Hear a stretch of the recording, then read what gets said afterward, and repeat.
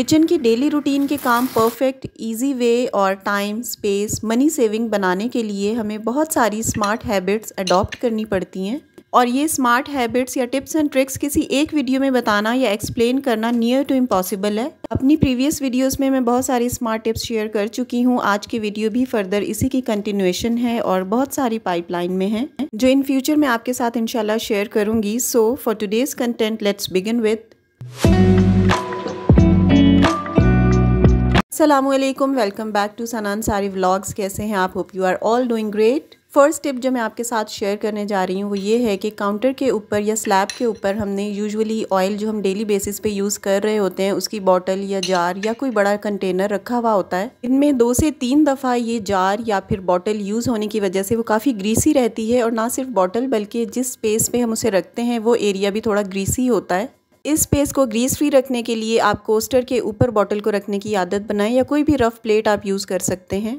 Tip number 2 इस तरह के जो छोटे ड्रॉर्स मिलते हैं यूजुअली हर मार्केट में ही ये अवेलेबल हैं और इतने कोई ज़्यादा महंगे भी नहीं हैं। तो इस तरह के आप ड्रॉर्स को अपने किचन में रख लें। छोटी छोटी चीज़ें रखने के लिए आपके बहुत काम आएगा और आपका किचन भी काफ़ी क्लटर फ्री रहेगा क्योंकि ये काफ़ी स्पेस सेविंग होता है। जैसे कि मैंने इस ड्रॉर में जो टिश्यू पेपर्स होते हैं जो इधर उधर रखे रहते हैं तो वो मैंने लाकर यहाँ पर रख दिए हैं। और इसके अलावा कपकेक्स के जो रैप्स पड़े हुए थे वो भी मैंने इसमें रख दिए हैं। और जब हम कोई भी चीज़ ऑर्डर करते हैं तो उसके साथ ये जो केचप और सॉस वगैरह के पाउचेस होते हैं ये भी हम इसमें स्टोर कर सकते हैं। बजाय इसके कि इनको इधर उधर फेंका जाए, बस इसके अंदर आप आराम से स्टोर करके सेव करके रख सकते हैं। ढूंढने में भी आसानी होती है क्योंकि आपने एक फिक्स जगह पर इसको प्लेस किया हुआ होता है। इसी तरह इसका जो ऊपर वाला फ्लैप वाला पोर्शन है इसके अंदर मैंने स्मॉल स्पून्स, फोक्स, नाइफ और इसके अलावा एक सीजर्स रखी हुई होती है जो यूजुअली किचन में काम आती है।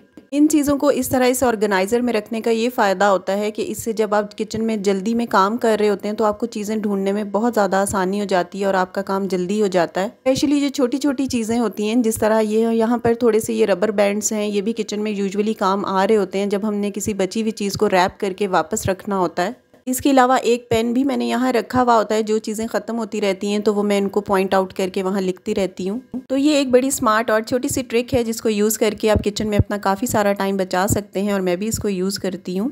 Tip number 3 is also very time saving and money saving. इसमें आपने लहसुन, अदरक और ग्रीन चिली के पेस्ट को किसी भी कंटेनर के अंदर आपने फ्रीज़ कर देना है।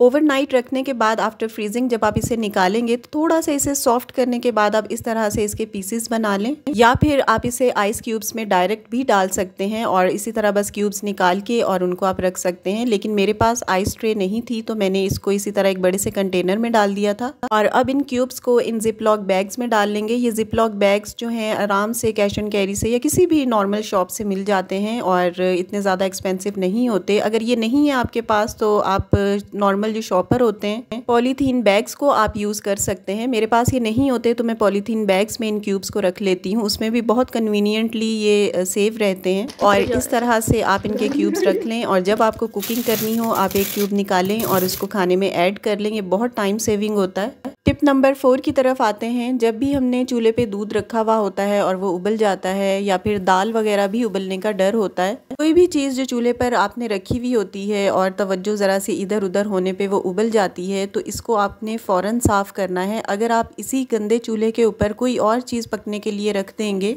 या इसको ही साफ़ करने में आप टाइम लगा देंगे तो चूल्हे की जो गर्माई होती है, जो हीट होती है, इसकी वजह से इसके जो स्टेन्स हैं वो पक्के होते रहते हैं और उनको उतारने में काफ़ी डिफ़िकल्टी होती है। तो जब भी कोई भी चीज़ बॉईल होकर चूल्हे पे गिर जाती है, यहाँ पर मैंने दाल रखी हुई थी और दाल का जो पानी है वो यूजुअली उबल जाता है, फ़ौरन ही मिनट्स लगते हैं। तो इस तरह जब दाल उबल गई थी तो मैंने इसको साइड पे रख दिया था और इससे फ़ौरन साफ़ किया है। और जब आप इसको फ़ौरन साफ़ करेंगे तो सिर्फ ये गीले कपड़े से ही साफ़ हो जाएगा। आपको किसी किस्म का सोप लगाने की भी ज़रूरत नहीं है या फिर जो हम नेट, जो स्टील की नेट यूज़ करते हैं वो भी आपको यूज़ करने की ज़रूरत नहीं है। ये 2 मिनट में ही साफ़ हो जाता है और फ़ौरन साफ़ करने की वजह से ये 2 मिनट में ही नीट एंड क्लीन हो जाता है।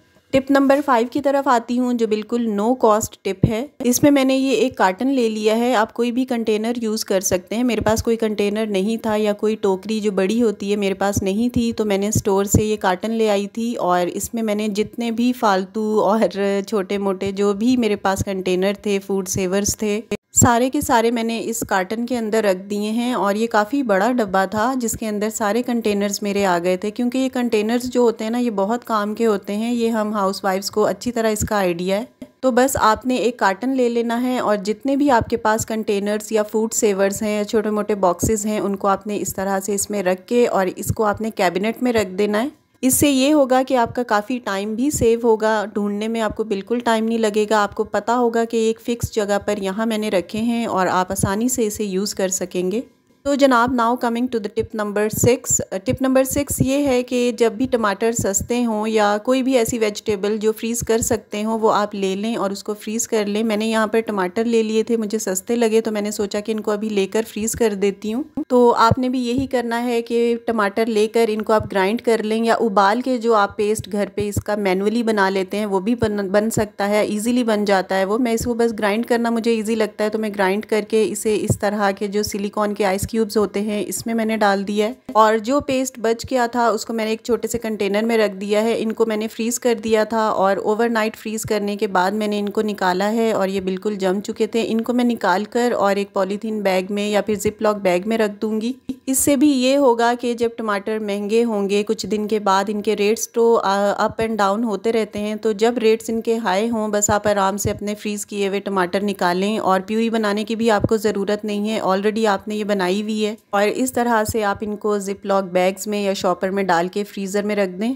Coming to the tip number 7। Tip number 7 भी 6 से ही रिलेटेड है। ये भी आजकल मटर सस्ते हैं, सस्ते तो नहीं है, मेरे ख्याल 250-300 रुपये किलो हैं। और ये है कि इन फ्यूचर ये बहुत ज़्यादा महंगे होने वाले होते हैं और सीजनल भी नहीं रहेंगे, ज़ाहिर है इनकी वो ग़िज़ाइयत नहीं रहेगी। तो दिस इज़ द टाइम कि आप मटर लेकर और 2 किलो 3 किलो फैमिली के हिसाब से आप मटर लें, उनको छील के आप फ्रीज़ कर लें। किसी भी डब्बे में आप रख सकते हैं या शॉपर में रख सकते हैं और ये काफ़ी मंथ्स तक फ्रेश रहते हैं। और कुछ टमाटरों को आपने देखा कि मैंने एज इट इज़ भी फ्रीज़ करके रख लिया था। Moving to the tip number 8। जब भी आप आटा गूंदें या फिर आप रोटियां बनाएं तो स्लैब के ऊपर एक रुमाल या इस तरह से कपड़ा बिछा लें। इससे ये होगा कि आटा इधर उधर नहीं गिरेगा और आपका काम जल्दी हो जाएगा। टिप नंबर 9 है, जब भी हमने इस तरह के स्पैचुलास काउंटर पे रखे हुए होते हैं, कुछ इनमें से ऐसे होते हैं जो डेली बेसिस पे यूज़ नहीं हो रहे होते और रखे रहने की वजह से ये ग्रीसी हो जाते हैं। तो आपने करना ये है कि हफ्ते में एक दिन इन सब स्पैचुलास को निकाल के वॉश कर लेना है और इसको अपनी हैबिट में ऐड करें। Tip number 10 is very useful tip. जो भी हमारे किचन में रुमाल होते हैं रोटियों के, या नैपकिन्स होते हैं या फिर हमारे मिट्स होते हैं, उनको भी टाइमली वॉश करना बहुत ज़्यादा ज़रूरी होता है क्योंकि वो भी टाइम के साथ साथ ना ग्रीसी होते जाते हैं। तो इनको वॉश करने के लिए भी हफ्ते में एक दिन फिक्स कर लें कि इस दिन आपने ये जितने भी मिट्स हैं या फिर रुमाल हैं या फिर जो टॉवल हम किचन में यूज़ कर रहे होते हैं उसको आप वॉश करने की हैबिट बनाएं। मैंने यहाँ पर तमाम किचन टॉवल्स और मिट्स थे और इसके अलावा नैपकिन्स जो मेरे किचन में डेली बेसिस पे यूज़ होते हैं या रोटियों के रुमाल वगैरह, उन सब को मैंने वॉश करने के बाद ड्राई किया और उसके बाद मैंने यहाँ पर इनको टंगा दिया है। इस तरह के हुक्स भी बाज़ार में बहुत ही नॉर्मल प्राइस में मिल रहे होते हैं, तो आप इनको यूज़ कर लें। इससे आपका किचन भी वेल ऑर्गेनाइज्ड रहेगा और चीज़ें इधर उधर नहीं बिखरी रहेंगी। टिप नंबर 11 है कि जब आपके पास ढेर सारी हरी मिर्चें आई हुई होती हैं और इनको यूज़ करना थोड़ा मुश्किल होता है, तो हमें ख़राब होने का डर होता है, तो आप एक कंटेनर लें जो बिल्कुल ड्राई होना चाहिए। इसमें आप टिश्यू पेपर नीचे प्लेस करें और एक टिश्यू पेपर आप इसके ऊपर रख दें और मेक श्योर करें कि आपकी जो मिर्चें हैं वो बिल्कुल ड्राई हैं, इनमें मॉइस्चर नहीं होना चाहिए। जब ये बिल्कुल ड्राई होंगी और मॉइस्चर फ्री होंगी तो ये काफ़ी टाइम तक चल जाएंगी और मज़ीद इस मॉइस्चर को एब्जॉर्ब करने के लिए आप इसके ऊपर भी एक लेयर टिश्यू पेपर की रख दें तो ये काफ़ी टाइम चलती हैं। इन तमाम zero cost tips and tricks को और स्मार्ट किचन हैक्स को यूज़ करके और इनको अडॉप्ट करके आप अपनी डेली लाइफ को बहुत आसान बना सकते हैं और आप अपने किचन को भी वेल ऑर्गेनाइज रख सकते हैं। क्योंकि ये तमाम ज़ीरो कॉस्ट आइडियाज़ हैं जिसमें ना तो आपका टाइम ज़्यादा लग रहा है ना ही आपके ज़्यादा पैसे लग रहे हैं। बस आपको थोड़ी सी तवज्जो की और थोड़ी सी आपको अटेंशन की ज़रूरत है। थोड़ा सा अपने किचन पे फोकस करें और आपका किचन भी वेल ऑर्डर्ड और वेल ऑर्गेनाइज्ड लगेगा। मेरी आज की वीडियो से अगर आपने कुछ सीखा हो तो ज़रूर कमेंट में बताइएगा। चैनल पर न्यू हैं तो सब्सक्राइब भी करते जाइएगा। इंशाल्लाह ताला आपके लिए इसी तरह अच्छी अच्छी वीडियोस लाती रहूँगी। अपना ख्याल रखिएगा। अल्लाह हाफिज़ और टेक केयर।